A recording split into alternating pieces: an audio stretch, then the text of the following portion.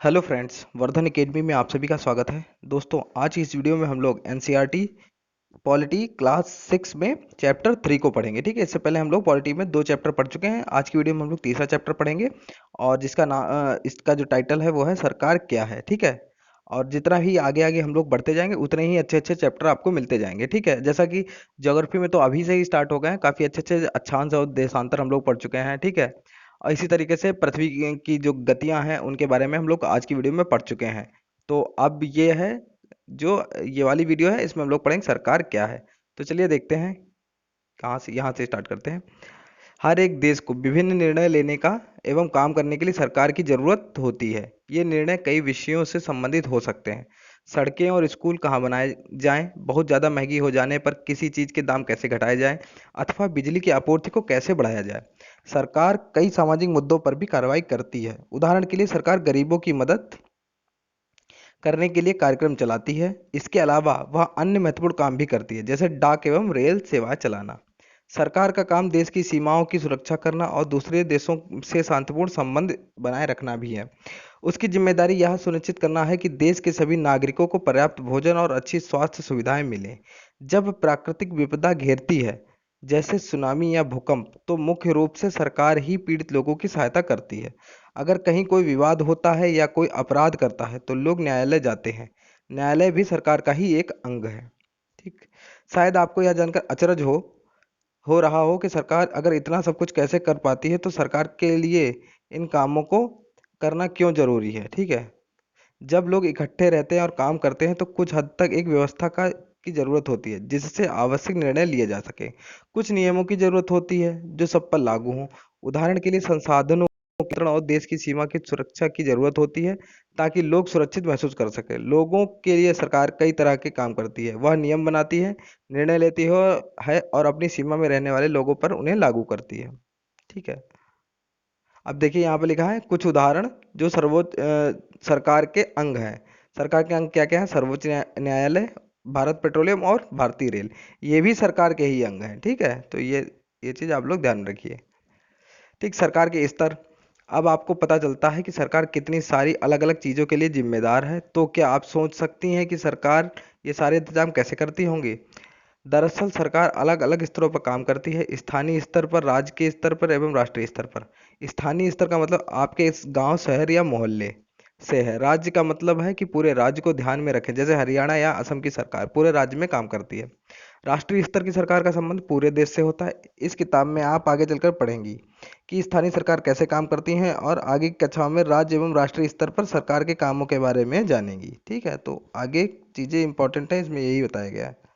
ठीक है, इस नक्शे का तो कोई मतलब नहीं। इसमें देखिए यहाँ पर एक चीज़ इंपॉर्टेंट जानकारी है, इसको देख लेते हैं।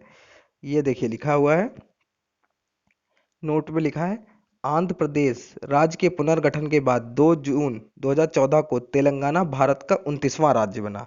ठीक है, ये 2 जून और 2014 की बात कर रहा है। ठीक है, भारत का 29वां राज्य, जबकि अब तो 28 ही राज्य रह गए हैं और 9 केंद्र शासित प्रदेश हो गए हैं।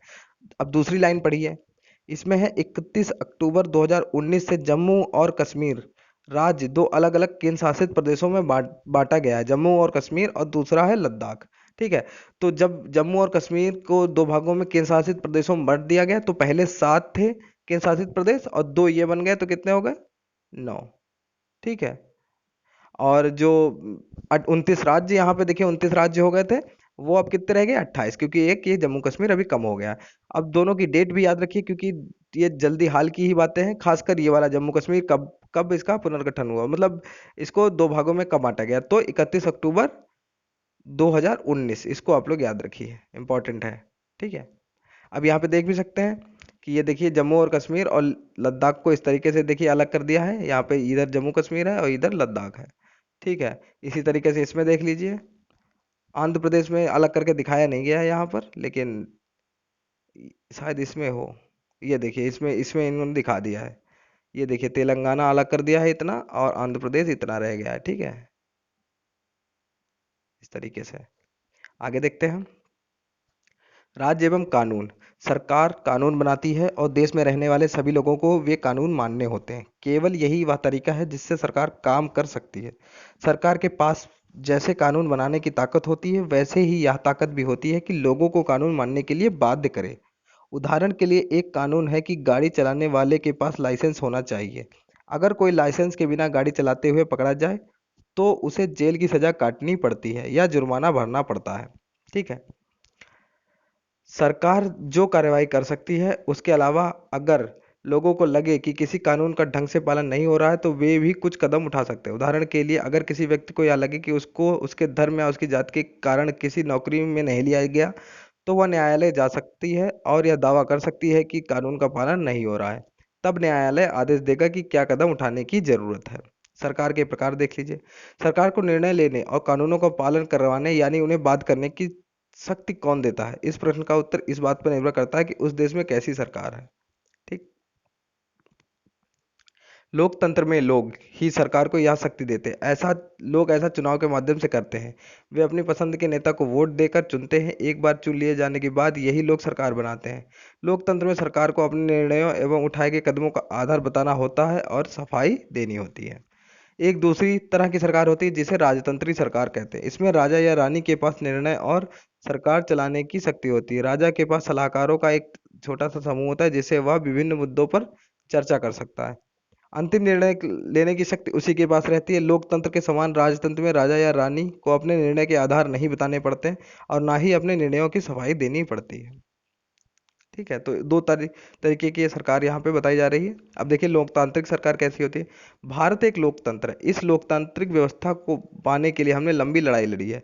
संसार में और भी कई देश हैं जहां लोगों ने लोकतंत्र लाने के लिए संघर्ष किए हैं। ऊपर बताया जा चुका है कि लोकतंत्र की मुख्य बात यह है कि लोगों के पास अपने नेता को चुनने की शक्ति होती है।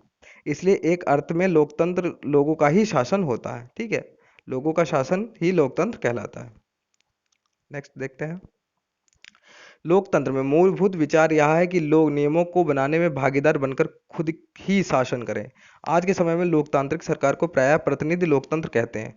प्रतिनिधि लोकतंत्र में लोग सीधे भाग नहीं लेते बल्कि चुनाव की प्रक्रिया के द्वारा अपने प्रतिनिधि को चुनते हैं। यह प्रतिनिधि मिलकर सारी जनता के लिए निर्णय लेते हैं। ठीक है। ये देखिए यहाँ पे क्या है, ये तो मतदान का एक है। ठीक है। आजकल कोई भी सरकार अपने आप को तब तक लोकतांत्रिक नहीं कह सकती जब तक वह देश के सभी वयस्क नागरिकों को वोट देने का अधिकार ना दे।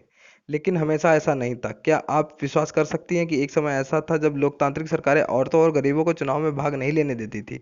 आपने शुरुआती दौर में सरकारें केवल उन्हीं पुरुषों को वोट देने देती थी जो पढ़े लिखे थे और जिनके पास अपनी संपत्ति होती थी। इसका मतलब था कि औरतों, गरीबों और अशिक्षितों को वोट देने का अधिकार नहीं था। ऐसी स्थिति में देश उन्हीं नियमों के सहारे चलते थे जो ये गिने चुने पुरुष बनाते थे। भारत में आज़ादी से पहले बहुत ही कम लोगों को वोट देने का अधिकार था। इसलिए जनता ने संगठित होकर इस अधिकार की मांग की। गांधी जी समेत कई नेताओं ने इस अन्यायपूर्ण व्यवहार का विरोध किया। उन्होंने भी जोर जोर से यह मांग उठाई। 1931 में यंग इंडिया पत्रिका में लिखते हुए गांधी जी ने कहा, मैं यह विचार सहन नहीं कर सकता कि जिस आदमी के पास संपत्ति है वह वोट दे सकता है, लेकिन वह आदमी जिसके पास चरित्र है पर संपत्ति या शिक्षा नहीं, वह वोट नहीं दे सकता। या जो दिन भर पसीना बहाकर ईमानदारी से काम करता है वह वोट नहीं दे सकता, क्योंकि उसके गरीब होने का गुनाह किया है उसने। ठीक है। बताइए, ये हालत थी एक समय पर। संसार में कहीं भी सरकारों ने स्वेच्छा से अपनी शक्ति लोगों के साथ नहीं बांटी। पूरे यूरोप और अमेरिका में महिलाओं और गरीबों को सरकार के कार्यों में भागीदारी के लिए संघर्ष करना पड़ा। महिलाओं द्वारा मताधिकार के लिए किए गए संघर्ष ने प्रथम विश्व युद्ध के दौरान और मजबूती पकड़ी। इस आंदोलन को महिला मताधिकार आंदोलन कहते हैं और इसे अंग्रेजी में सफ्रेज मूवमेंट कहते हैं। सफ्रेज का मतलब होता है वोट देने का अधिकार। युद्ध के दौरान बहुत से पुरुष लड़ाई में थे, इसलिए महिलाओं को उन कामों को करने के लिए बुलाया गया जो पहले पुरुषों के काम माने जाते थे। जब महिलाओं ने विभिन्न प्रकार के काम और उनकी व्यवस्था करना शुरू किया तो लोगों को यह देखकर बड़ा आश्चर्य हुआ कि उन्होंने महिलाओं और उनकी क्षमताओं के बारे में क्यों इतनी गलत रूढ़िबद्ध धारणाएं बना रखी थी कि महिलाएं ये काम नहीं कर सकती। इस तरह महिलाओं को निर्णय लेने में समान रूप से योग्य माना जाने लगा। महिला मताधिकार आंदोलन की साथियों ने सभी महिलाओं के लिए वोट देने के अधिकार की मांग की। उनकी आवाज़ सुनी जाए, इसके लिए उन्होंने जगह जगह अपने आप को लोहे की जंजीरों में बांधकर प्रदर्शन किया। उनमें से कई क्रांतिकारी महिलाएं जेल गए, भूख हड़ताल पर बैठी। अमेरिका में औरतों को वोट देने का अधिकार कब मिला था? 1920 में मिला था और इंग्लैंड में 1928 में। ठीक है। तो 1920 में अमेरिका में मिला था और 1928 में इंग्लैंड में। सबसे पहले अमेरिका में ही मिला था। ठीक है। अब देखते हैं। तो यहाँ पे देखिए इस तरीके से आपका ये चैप्टर कंप्लीट हो गया है। और इसमें कोई वो नहीं है, आपके में क्वेश्चन आंसर है, बाकी इसमें कोई भी अभ्यास प्रश्न नहीं है जो आपको करवाए जाएं, ठीक है। तो अब ये है, काफ़ी लोग ये कहते हैं कि सर इसके पीडीएफ मतलब शॉर्ट नोट्स बना के हमें बता दीजिए। एक चीज़ आप लोग जान लीजिए कि शॉर्ट नोट्स तभी आपको फ़ायदा करते हैं जब कोई चीज़ आप पढ़ चुके हों। जबकि एनसीईआरटी मुझे पूरी उम्मीद है कि जितने भी लोग हैं इनमें से किसी ने भी नहीं पढ़ी है, ठीक है। एनसीईआरटी नोट्स का मतलब ये नहीं होता है कि एक दूसरी किताब लिख के रख दें हम, ठीक है, कि मतलब पूरा ऐसे छाप के रख दे। उसमें मेन हेडिंग्स होती हैं, उनको थोड़ा सा डिस्क्राइब किया जाता है। वो इस आधार पे किया जाता है कि आपको पहले से कुछ नॉलेज है। ये नहीं होता है कि हम ये 10 पेज अगर इसमें है तो 10 के हम 8 बना के आपको दे दें, तो एक तरीके से दूसरा ही पूरी किताब ही उठा के रख दी, ठीक है। तो मैं कोशिश करूंगा इसको कंप्लीट कराने के बाद आपकी एस सी आर टी की जो बुक्स हैं उनको कराऊंगा। और फिर मैं कोशिश करूंगा कि इसका जो शॉर्ट नोट्स हैं उसको भी मैं बताऊं, क्योंकि आप लोग इसको पढ़ चुके होंगे। और शॉर्ट नोट्स अगर मैं उसके ऊपर मैं बताऊंगा तो आपको काफ़ी हेल्पफुल रहेगा, ठीक है। तो दोस्तों आज की वीडियो में सिर्फ इतना ही, मिलते हैं अपने नेक्स्ट वीडियो में, तब तक के लिए नमस्कार।